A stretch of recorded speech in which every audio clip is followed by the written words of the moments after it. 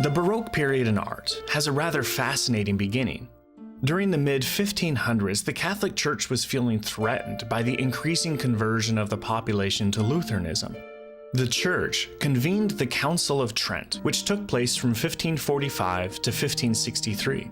At the Council of Trent, religious reforms were being questioned, proposed, and reconsidered. Martin Luther's scathing criticism of the Church found supporters everywhere. As a response, the Church launched an advertising blitz, reiterating and reaffirming its fundamental teachings to combat the Protestant criticisms that were turning the public away from the Catholic Church. Since winning over the few educated intellectuals who were able to read at the time would not make a big difference in maintaining the power of the Catholic Church, the uneducated masses were targeted. Since the majority of people could not be reached via the written word, to inspire them to stay loyal, the Catholic Church and its teachings would require a medium that did not require literacy. The answer to this was clear. The Church embarked on a systematic religious advertising campaign using art. This marked the beginning of the Baroque era.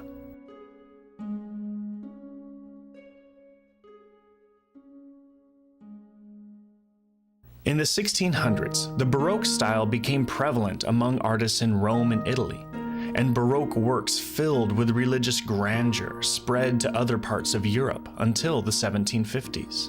Artists were now being actively encouraged to express their faith through grand and beautiful artworks. Baroque art celebrated intense personal visions, conversions, religious visions, death, and even martyrdom.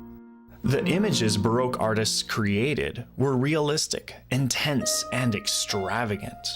Vivid use of color was becoming a more dramatic feature, and the different elements and figures of a composition could be overlapped, instead of being isolated in the center of the work.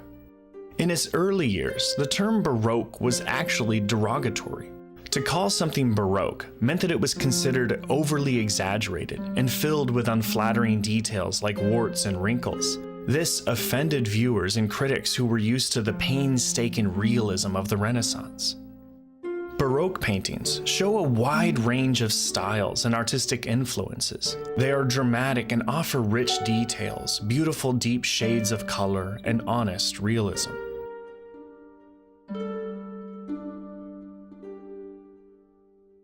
Baroque artists typically painted pictures that captured the ultimate dramatic moments that showed unfolding events taking place in real time. You were no longer left to imagine what took place during a battle. These scenes were being depicted in excruciatingly realistic detail. In fact, you might even think of many Baroque paintings as theatrical snapshots that were shown from the perception of each individual artist. A number of artists were able to establish their reputations during the Baroque years. Among these are famous names such as Rembrandt, Rubens, Poussin, Caravaggio, Vermeer, and Velasquez. Rembrandt was a true master of Baroque art techniques. You can observe his exceptional use of light and shadows in Philosopher and Meditation, or Descent from the Cross. Today, his brilliant brushstrokes and keen eye can be seen when looking at any of the masterpieces that he created during the 17th century. Poussin's religious paintings were didactic in nature. They were meant to teach moral lessons to students and persuade them of the importance of biblical and classic mythological events.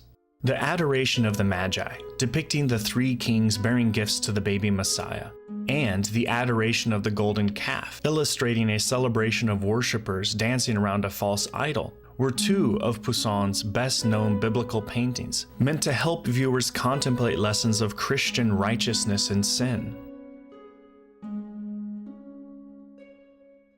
Poussin's work is noted for its vivid backgrounds, which include both natural landscapes and mathematically precise architecture. He is also credited with developing the theory of modes, which advises artists to use forms and methodologies specific to the work at hand. Caravaggio's Crucifixion of St. Peter is a classic example of how Baroque artists use the medium of art to skillfully tell an entire story. They evoked a spiritual response and reinstated faith in one fell swoop, without making any of this overtly evident. The piece depicts the scene where St. Peter, impaled on the crucifix, is being lifted by 3 Romans after his request to be positioned upside down. The eloquent body language depicted in each of the figures in this masterpiece speaks volumes about the artist's skill. The strain of lifting Peter is very evident in the stance of the 3 men, showing that the sheer magnitude of their crime is weighing them down. St. Peter's face is bathed in divine light, glorifying him without impinging on the drama and emotion of the scene.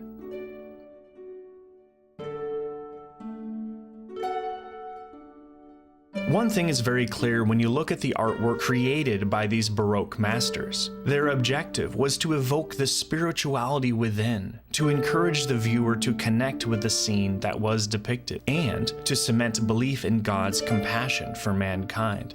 They sought to create a scene that was larger than life, spiritual, and capable of evoking a sense of awe.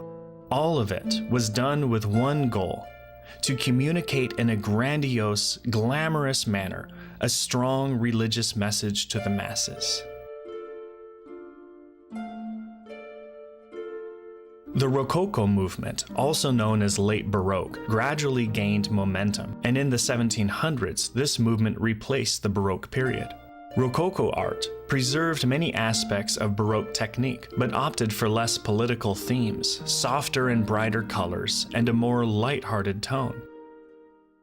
Although the apex of the Baroque art period is now reconciled to the pages of history books, it is important to remember that these ideas and techniques continue to exert power and influence in the art of our modern world.